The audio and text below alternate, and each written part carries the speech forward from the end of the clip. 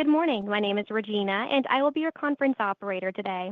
At this time, I would like to welcome everyone to the Royal Caribbean Group Third Quarter 2025 Earnings Call. All participants are in a listen-only mode. After the speaker presentation, there will be a question-and-answer session. To ask a question during this session, you'll need to press star one on your telephone keypad. Given the number of participants on today's call, we are strictly limiting each person to one question only. I would now like to introduce Blake Vanier, Vice President of Investor Relations. Mr. Vanier, the floor is yours. Good morning, everyone, and thank you for joining us today for our Third Quarter 2025 Earnings Call.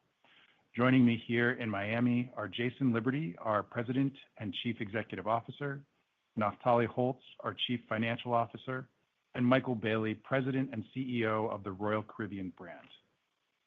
Before we get started, I would like to note that we will be making forward-looking statements during this call. These statements are based on management's current expectations and are subject to risks and uncertainties. A number of factors could cause actual results to differ materially from our current expectations. Please refer to our earnings release issued this morning, as well as our filings with the SEC for a description of these factors. We do not undertake to update any forward-looking statements as circumstances change. Also, we will be discussing certain non-GAAP financial measures, which are adjusted as defined, and a reconciliation of all non-GAAP items can be found on our investor website and in our earnings release. Unless we state otherwise, all metrics are on a constant currency adjusted basis.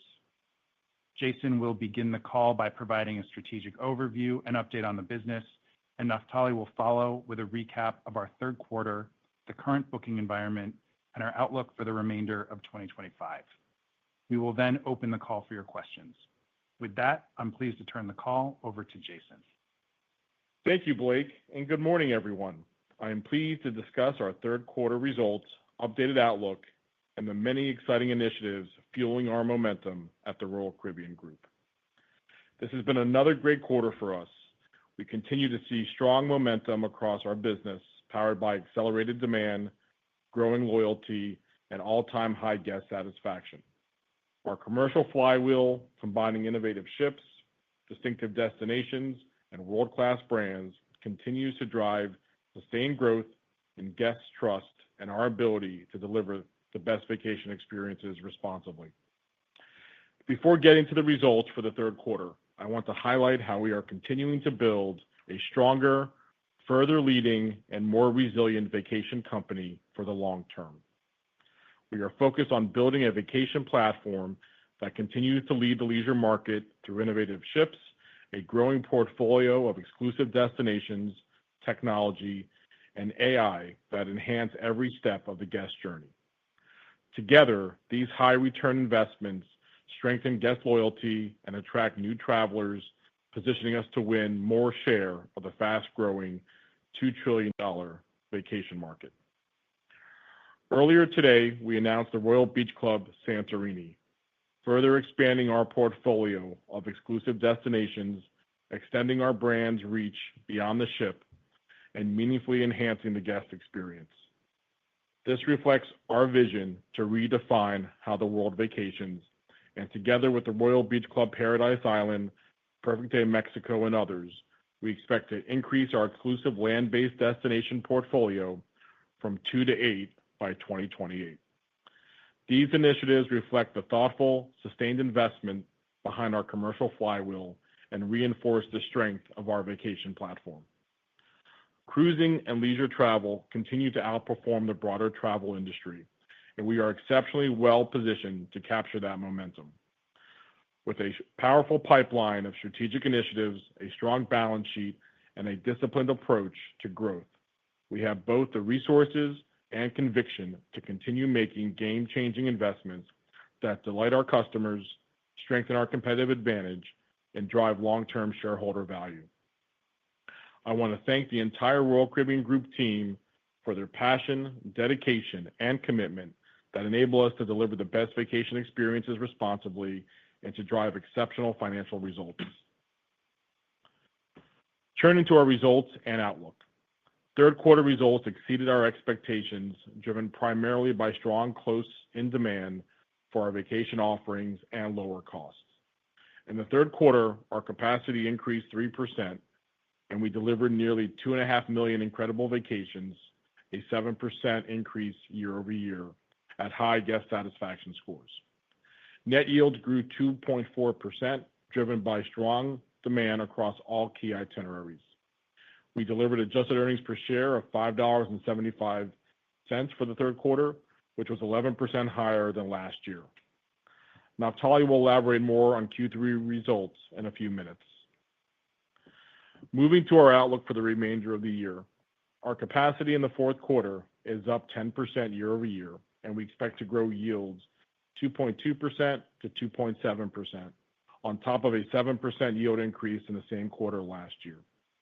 Our fourth quarter year outlook has been trivially impacted due to adverse weather and the unplanned extension of the temporary closure of Labadee, one of our exclusive destinations. Despite these marginal headwinds, we are expecting our total revenue to be up approximately 13% year over year in the fourth quarter. Full year net yield is expected to grow in the range of 3.5% to 4%. That's 25 basis points better than our initial expectations in January, which highlights the continued strong demand for our brands and the amazing vacations they deliver.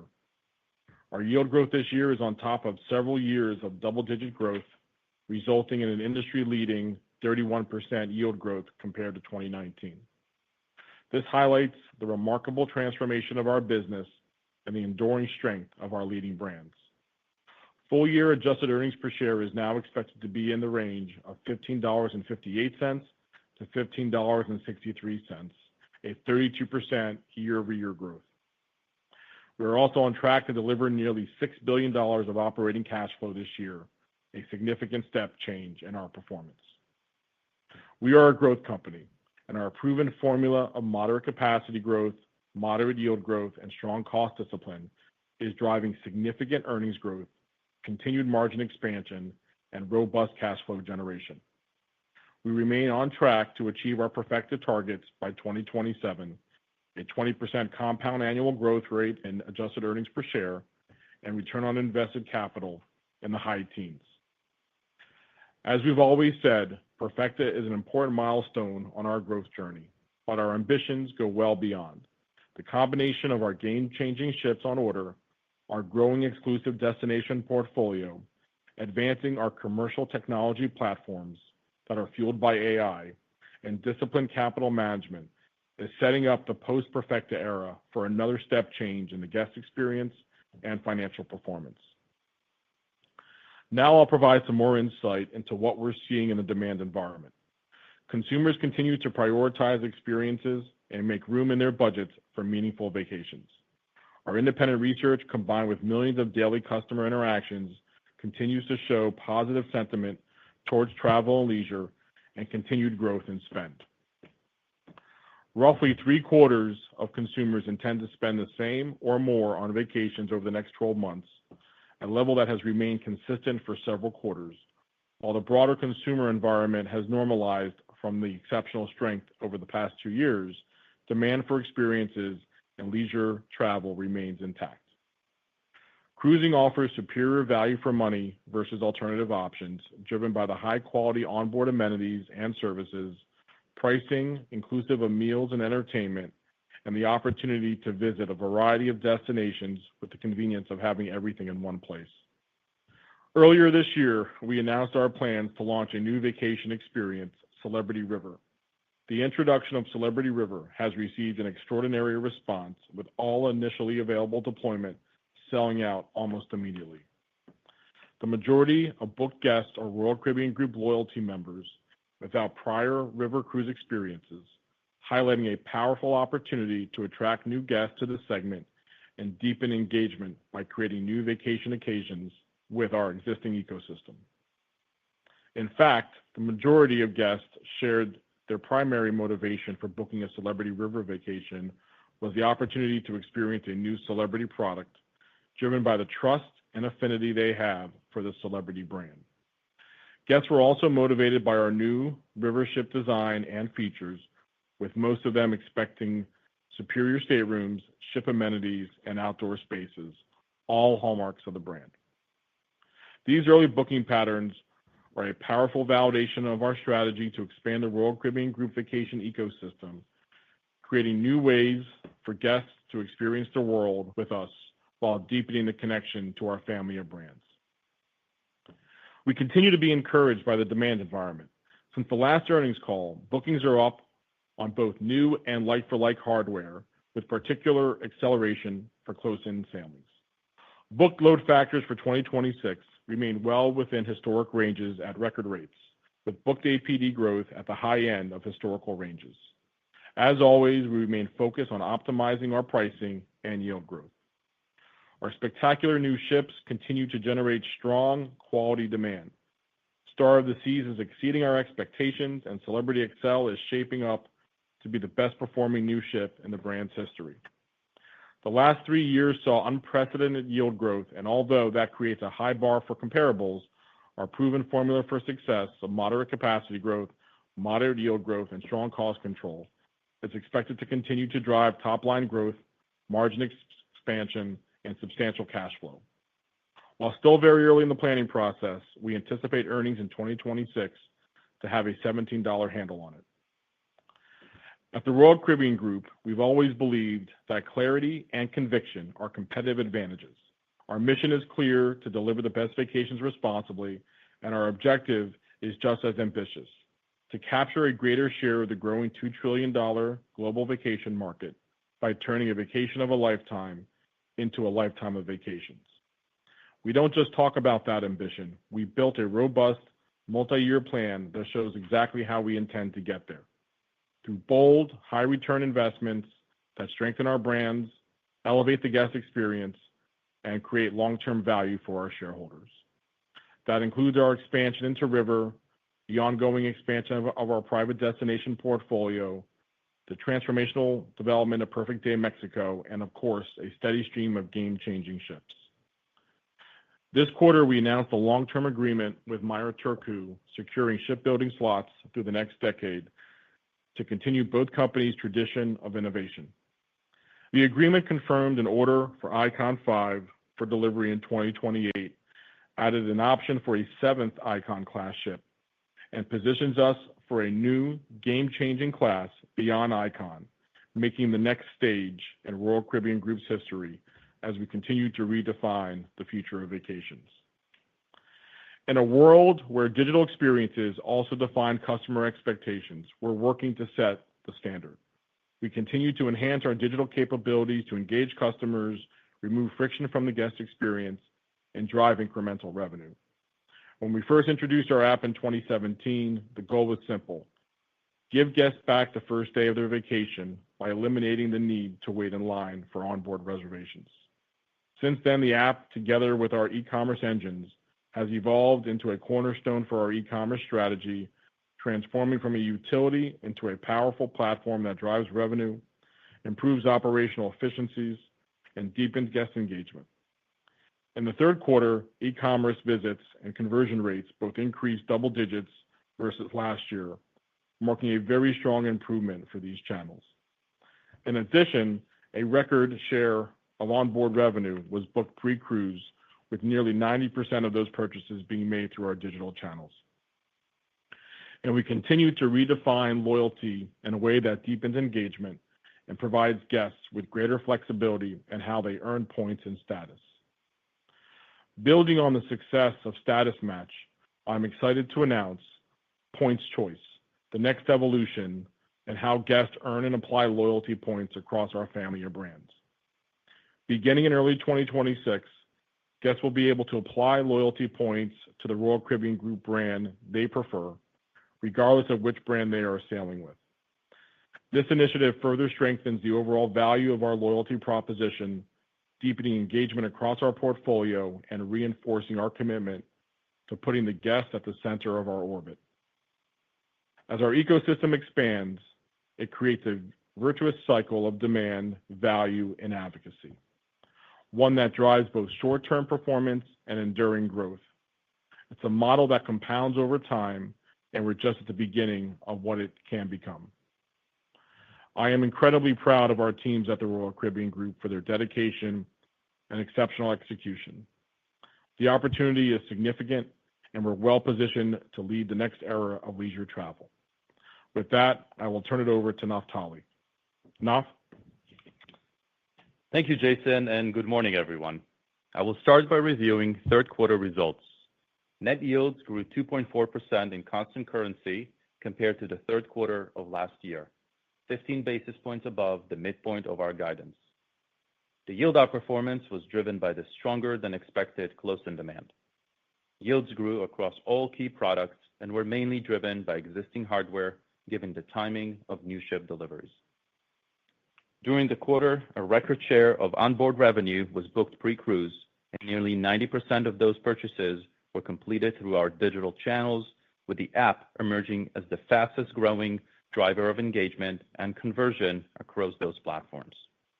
NCC, excluding fuel, increased 4.3% in constant currency, 195 basis points lower than our guidance, as we continue to find ways to better deliver the best vacations without compromising the guest experience. Adjusted gross EBITDA margin was 44.6%, 60 basis points better than last year, and operating cash flow was $1.5 billion. Adjusted earnings per share were $5.75, 11% higher than last year and 3% higher than the midpoint of our guidance. Earnings outperformance was driven by the strong closing demand and lower costs. As Jason mentioned, demand for our portfolio brands and industry-leading experiences continues to be very strong. Booked load factors remain within historical ranges at record rates for both 2025 and 2026. Capacity is expected to grow 5.5% for the full year and 10% in the fourth quarter. As expected, capacity growth in the fourth quarter is driven by new ships, Star of the Seas and Celebrity Xcel, as well as additional APCDs due to lower dry dock days compared to 2024. The Caribbean represents 57% of our deployment this year and 63% of capacity in the fourth quarter, a region where we hold a strong position and are advancing a series of strategic initiatives to reinforce that. These include industry-leading hardware, shorter and longer attractive itineraries, the upcoming Royal Beach Club Paradise Island, and Perfect Day Mexico. Our Caribbean capacity is up 6% for the year and 10% in the fourth quarter. And even with capacity growth in the region, we see continued yield growth, with Caribbean yields in the fourth quarter expected to be up 37% compared to the fourth quarter of 2019. Europe will account for 15% of capacity for the year and 9% in the fourth quarter, and is in a strong booked position as European season wraps up. Asia Pacific is expected to account for 11% of capacity for the year and 13% for the fourth quarter. Now, let me talk about our updated guidance for 2025. Our proven formula for success, moderate capacity growth, moderate yield growth, and strong cost discipline, is expected to drive significant earnings growth and higher cash flow generation. We continue to expect net yield growth of 3.5% to 4% for the full year, driven by gains in load factor and APD across new and like-for-like hardware.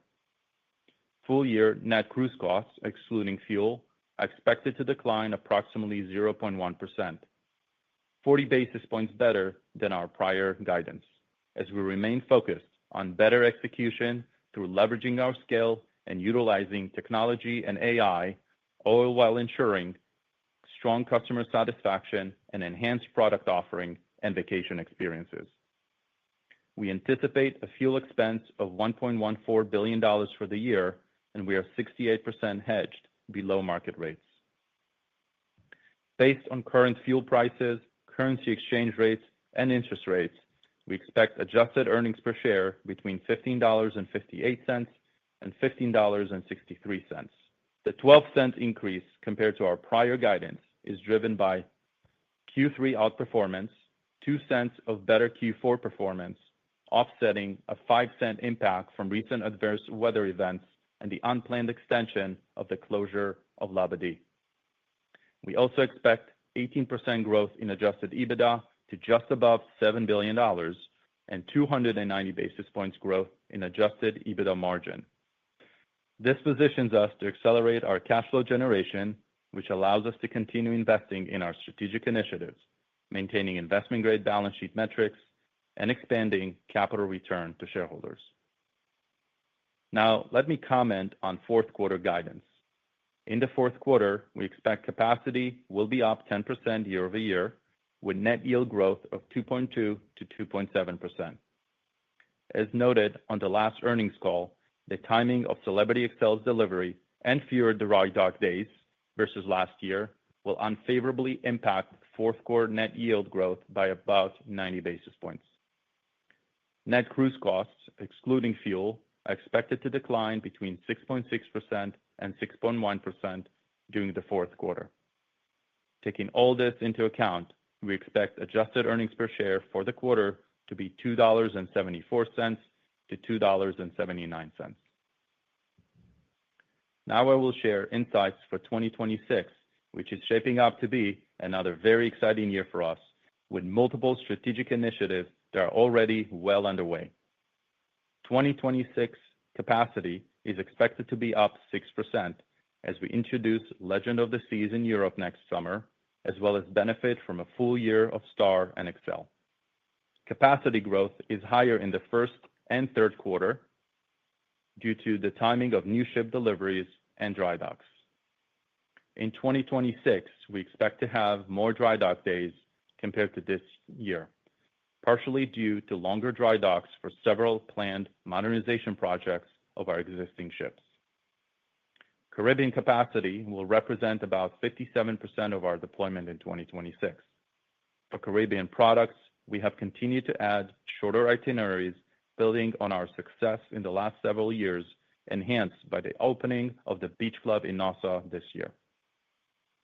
European itineraries will account for 14% of our capacity. Alaska and West Coast will account for about 10%, and Asia Pacific will also account for 10%. As Jason mentioned, book load factors remain within historical ranges at record rates for 2026. Bookings for 2026 have come in at APDs that are nicely higher than prior year, resulting in 2026 booked APD growth at the high end of historical ranges. Now, moving to costs. We remain committed to driving margin expansion supported by strong cost performance, even as we advance major initiatives throughout 2026, including the opening of the Beach Club in Nassau and the build-out of Perfect Day Mexico. Even with these strategic initiatives that weigh on the NCCX metric, while being significantly accretive to margins, we expect anemic cost growth next year. We continue to focus on improving fuel efficiency and are also hedging our rate exposure. Next year, we expect EU ETS to increase from 70% this year to 100%, weighing on our energy efficiency gains. Moving below the line, keep in mind that announced dividends and already completed share repurchases were funded through a combination of strong operating cash flow and incremental borrowings, while maintaining our commitment to keep leverage below 3 times. Additionally, we expect the global minimum tax policy updates beginning January 1st, 2026, to impact us by an incremental couple hundred basis points. Taking all this into account, we expect adjusted EPS to have a $17 handle, and we will provide more details during our fourth quarter earnings call. Turning to our balance sheet, we ended the quarter with $6.8 billion in liquidity and its adjusted leverage that was below 3 times on an LTM basis. We're in a very strong financial position, which allows us to fund our growth ambitions while also returning capital to shareholders. During the third quarter, we issued $1.5 billion of investment-grade unsecured notes at 5 3/8 coupon. Proceeds were used to opportunistically finance the delivery of Celebrity Xcel at a lower cost than the existing committed ECA financing, as well as refinance other debt.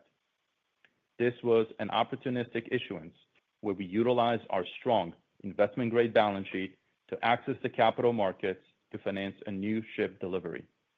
We intend to continue to evaluate these types of transactions compared to existing committed ECA arrangements to lower cost of capital and gain tenor. We have very limited maturities left for this year, all related to ship amortization payments that we plan to repay with cash flow.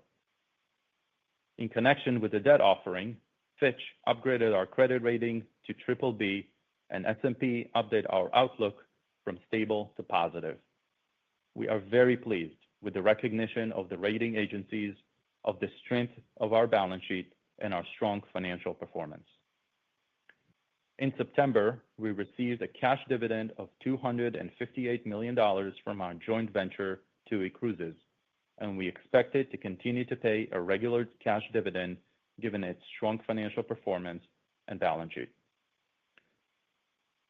Also during the quarter, we repurchased approximately 1.3 million shares, and as of September 30th, we have $345 million still available under the current authorization. In September, the Board of Directors authorized a 30% increase to the quarterly dividend to $1 per common share. We remain focused on both growing the company through strategic investments as well as returning capital to shareholders. Since July 2024, we returned $1.6 billion of capital to shareholders through dividends and share repurchases, and we intend to utilize our strong financial position to return capital going forward. In closing, we remain committed and focused on our mission to deliver the best vacation experiences responsibly as we wrap up another strong year and look ahead to an exciting 2026. With that, I will ask our operator to open the call for a question and answer session. At this time, if you'd like to ask a question, press star followed by the number 1 on your telephone keypad. As a reminder, given the number of participants on today's call, we are strictly limiting each person to one question only. No follow-ups will be permitted. If you have additional questions, you must re-enter the queue. Our first question will come from the line of Steve Wieczynski with Stifel. Please go ahead. Yeah, hey guys, good morning. Good morning. So Jason, you mentioned that 26 EPS is going to start with the 17 handle, and it seems pretty clear that 26 bookings, demand, pricing all look pretty solid at this point. So look, I fully understand you guys aren't prepared to give detailed guidance for next year, but as we think about 26, I would assume your company tagline very much remains in place here, meaning, look, we know capacity growth, NAF said at 6%, moderate yield growth, I would assume is kind of in that low to mid-single digit range, and then the disciplined cost control probably means low single digit growth, or in your terms, anemic, even with some of your structural costs you'll be taking on next year. So from a high level perspective, is that kind of the right way to think about 26? Hi, Steve. Yeah, I think that is a good high level way of saying it. I think first to start off with, it is early in our planning process. And I even said it earlier today on CNBC. $17 handle does not mean 1701. If you take moderate yield growth, you take good cost control, or as NAF used the term anemic, which I think is probably a better description of how we think about costs for next year, as we are significantly leveraging our scale and leveraging technology and so forth to get more and more efficient each and every day. That leads you to sizable earnings per share growth, ROIC growth, et cetera. I think where there's probably a little bit of noise is below the line, and probably in fuel. And so there are an increase in our fuel costs that have a compliance component to it, and then also as we're managing global minimum tax, there is a slight increase in the taxes that we're anticipating to play, and that's probably where there's a little bit of a disconnect. The other thing is, I just want to add is, we're also investing a lot in technology. We're investing a lot in these new destinations. We're going from 2 to 8, and so as we bring these things online, there's also depreciation and other things that could potentially come into play. Lastly, I would just add is, we're also leveraging to return capital to our shareholders.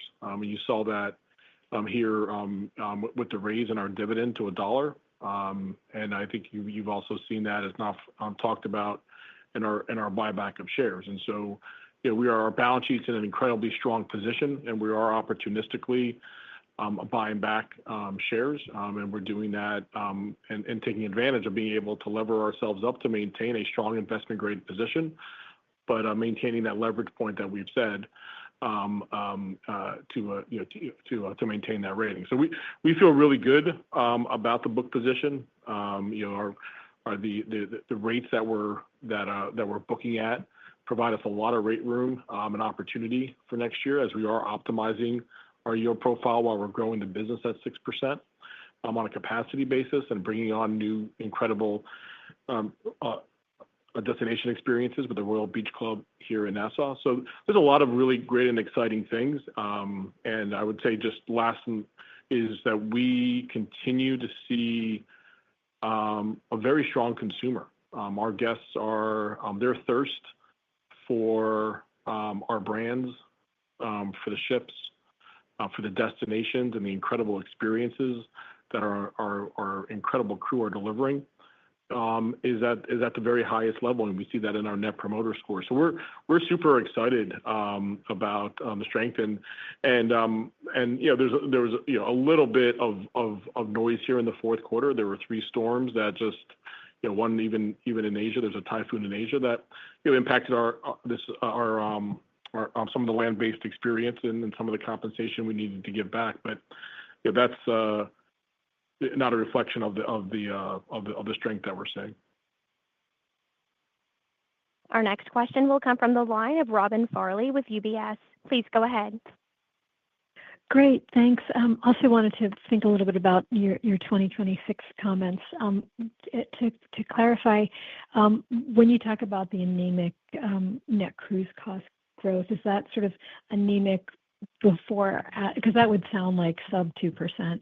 And is that before we think about the impact of the new destinations you're opening? In other words, would that be in addition? Was the anemic referring to sort of like for like, and then there would be more than that? And then a similar clarification on the booking side of things for 2026. It sounds like your price on the books is up year over year, and maybe booked load is down year over year. And I assume that's intentional. Maybe you could just kind of give us some color around that. Thank you. Yeah. Hi, Robin. Let me talk about the cost expectations for next year. So, in the last couple of years, we're opening, and we have plans to open every year a private destination, right? So next year is going to be the Paradise Island Beach Club in Nassau. And we have a lot of other initiatives that we're doing. But at the end of the day, the way we manage our costs is we look at, we're subscribed to our formula. We have the moderate capacity growth, moderate yield growth, strong cost control. We grow capacity next year by 6%. So with all this, we take this into account, and my comments are totally on the total amount. And of course, we have those headwinds, but on the other hand, we have a lot of things that we're doing. We are finding better ways, as I noted in my remarks, to manage the business, deliver the experience in a more efficient way through technology, just efficiencies and AI. And so the way we manage it is all in a total. And so my comments are on the total cost growth for next year. Yeah. So and just to put a point on it, Robin, is that the anemic comment includes the structural costs. So it's not just like for like. It includes the Royal Beach Club in the Bahamas, as well as we leverage AI and we leverage the scale of our business. On the comment on your question on the booking side of things, I think there's a few things to keep into consideration. One, we've obviously leveraging our incredible ships and leveraging our private destinations while also considering what the consumer, different segments of consumers are looking for. We have more short product coming online next year, and those guests book closer in. And so that's a little bit of probably what I would say is the year-over-year comparable on the load factor standpoint is really is what influences that. We actually think we're in an optimal book position.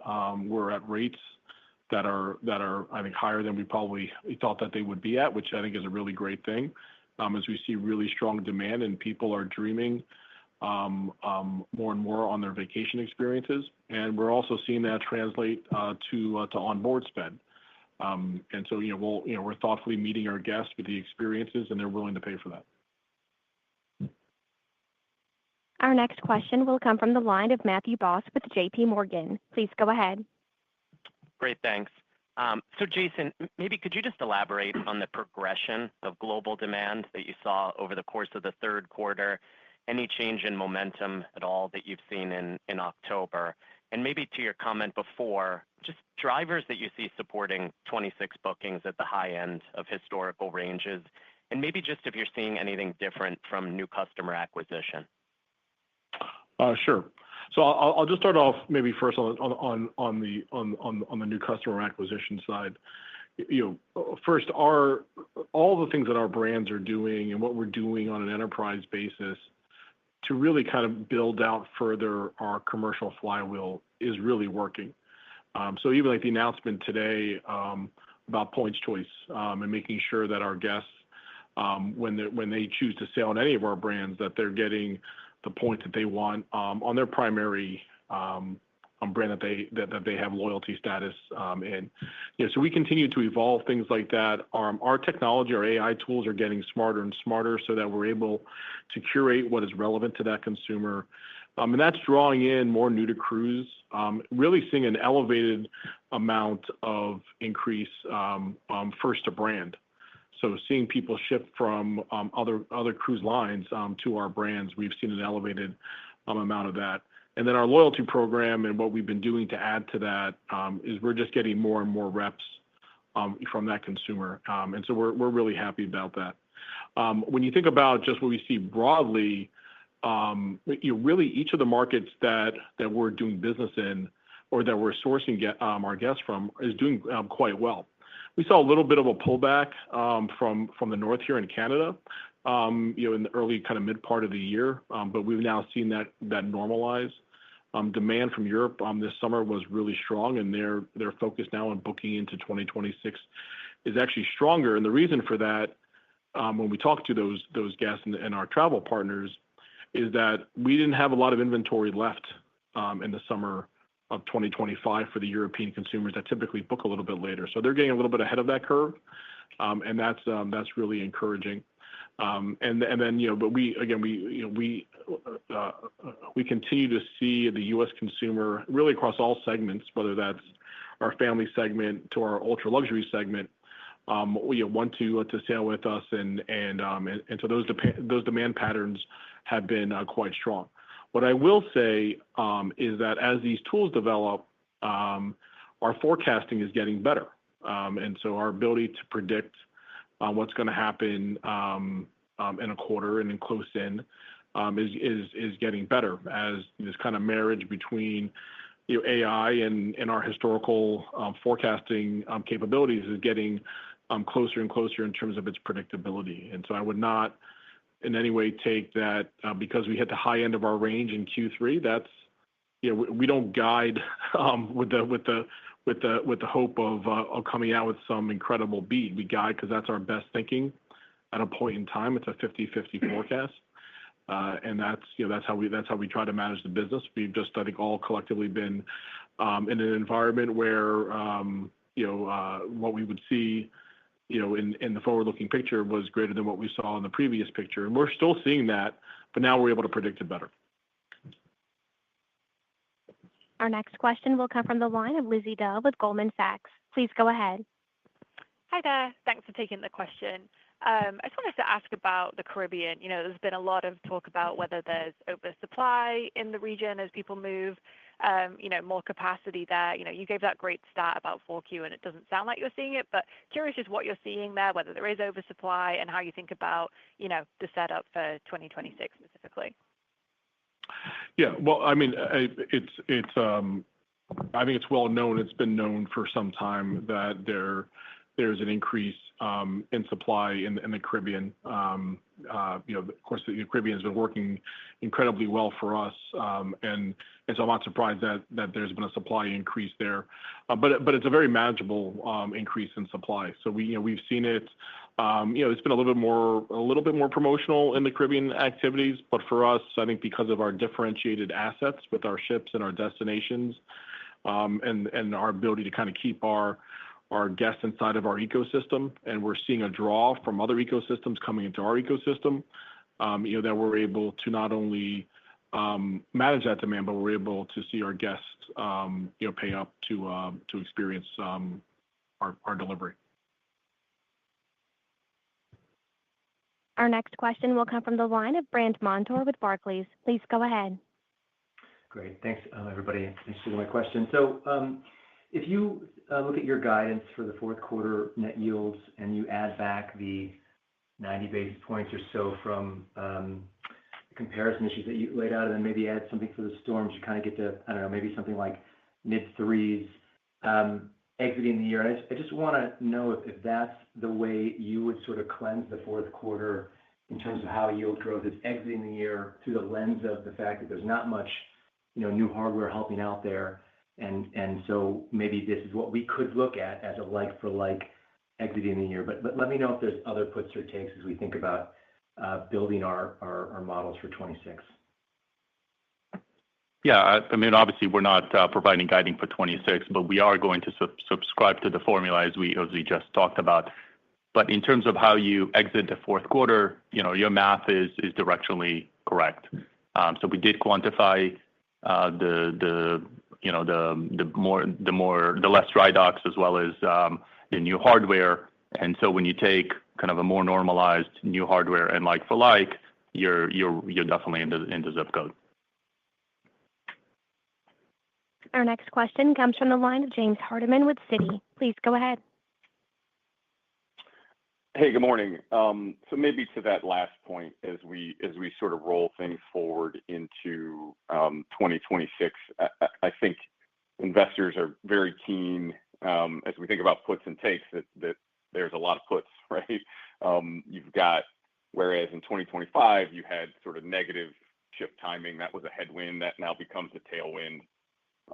Obviously, weather, it's not a big number, but in theory, that becomes a tailwind as we think about 2026. I guess where I struggle a little bit is to get to anything less than $18. If I don't assume that yields are, I don't know, less than they were this year as we think about growth. So maybe help us, are there any takes as we think about the puts and takes? Specifically, are some of these tailwinds maybe offset by a weaker consumer environment broadly? It doesn't really sound like it, but just trying to sort of put some of these items. Thanks. Yeah. So thanks, James, for the question. I think first to start off is that the consumer or our guests is strong. They have great jobs, they have great balance sheets, bank accounts, and they have a strong desire to vacation and build experiences and memories with their friends and family. But we're also not immune to what's generally happening in the environment. And so it's what the consumer is their willingness to pay up, and they are willing to pay up. They may not be willing to pay like last year, double digits up, or the year before, I think it was 13 or 14% up. But they're willing to pay more. And so I think in your math of yield growth is, we expect moderate yield growth for next year. I would describe like this year was a moderate yield growth type of year, which we had foreshadowed for a very long period of time. I would say second, as we said, is we expect our costs to grow on a per APCD basis at an anemic level. So we want to have a healthy margin between our yields and our costs, and that's going to drive more margin to our business, more returns, more cash flow to our shareholders, and gives us the confidence to continue to invest in our business. I think where when you're probably trying to reconcile your numbers, and you can certainly, Blake and team can help you do more of it. I think it's more of it is below the line, where I think that there's an opportunity to provide some clarity here. And again, I just want to stress, I did not say our earnings for next year are going to be $17. I said that they're going to have a 17 handle on there, just to clarify again. So I think we feel very good about the business for next year. Whether we look at our book position or what we're hearing from our guests, we're going to continue to generate very strong demand and deliver these incredible vacation experiences. Our next question will come from the line of Ben Chaiken with Mizuho. Please go ahead. Hey, good morning. I have a question on River. You mentioned, Jason, you sold out of your 27 itineraries in a few hours. I think you have 10 ships in the first order. How are you thinking about allocating capital to this opportunity in the context of what appears to be accretive ROIs? Like, are there balance sheet limitations? Are there ship construction limitations? Or is it just getting comfortable with the opportunity? Thanks. Sure. Well, thanks for the question, Ben. First, it didn't sell out in a few hours. It sold out in a few minutes. So to our head of our celebrity brand, I told you so. The good news is we're going to have more. That's right. Available. That's right. Yeah. So our initial order was 10. We have options for much more than all of that. First and foremost, what you want to do is you want to make sure that you get the product right. And so our launch of it, and you had the opportunity to see what the ship is going to look like, the amenities that it's going to offer. It will deliver on the true DNA of the Royal Caribbean Group, right? It will be a step change, and it will change the expectations of what our guests are looking for. As I also said when we announced this is not a hobby. We do expect to be a substantial vacation player in the river business, and so we will continue to grow that. I mean, our limitations, I think, more is just squaring up that we got the experience what we want it to be, and then this is an area where we have an opportunity to accelerate into here, and we have full confidence in doing that. Our next question will come from the line of Connor Cunningham with Melius Research. Please go ahead. Hi, everyone. Thank you. Maybe just going back to the comment of moving to shorter duration itineraries and as a result, banking on close-in yields. I think that a lot of the questions have just been obviously around the yield performance into next year, but it seems like that mix dynamic is really what's kind of changing your approach to the 2026 view. So I guess maybe my question is if close-in demand were to stay here, would that suggest that like the ultimate, like that you would see significant upside to your underlying earnings upside in 2026? Is that a fair assumption? Thank you. Yeah. So one, I wouldn't say that we are banking on close-in demand. I would probably describe it as each product that we offer to our guests, and their different segments and different brands and different destinations, has a different booking pattern to it. That's very natural. And like a weekend getaway is not typically what's on somebody's mind, 18 months in advance. And so as we have more of those opportunities that we're able to deliver because of the assets that we have, that is what's driving a change in that behavior. But the behavior in our other products actually looks very similar to what we have typically seen for a 7-night Caribbean or a 7-night in Europe, et cetera. And so those patterns are there. They're strong and they're accelerating. And so I think that's what you want to see, is that for each of the product in those different tracks that things are moving at a rate that's going to optimize your total revenue performance. And so that's how I think we think about it. Now, certainly we have seen in the past, and we do not count on this, is that close in on all these products accelerate, and we end up beating our expectations. But we do, of course, try to bake in to our forecast. These are the patterns, the patterns we saw last quarter, the patterns we saw a year ago, try to inform how we expect the track to occur. And that's how our yield management works. That's how our tools work in trying to predict and to lay out what we should be offering in the market.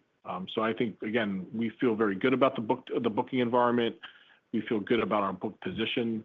I would read into our commentary is we are optimizing our revenue. As when we look back in time, we see more often than not that we've left some money on the table, and it's our job to maximize revenue. Our next question will come from the line of Sharon Zackfia with William Blair. Please go ahead. Hi, good morning. I wanted to talk through kind of the composition of your revenue as you ramp up more of the owned destinations. So I know with CocoCay, you also saw a ticket lift in addition to the onboard spend that you get on the island. Is that a similar dynamic with the Royal Beach Clubs, or as the Royal Beach Clubs come on, did we start to see the composition of yield shift a little bit more to onboard spend and have that lead versus ticket? Hey, Sharon, it's Michael.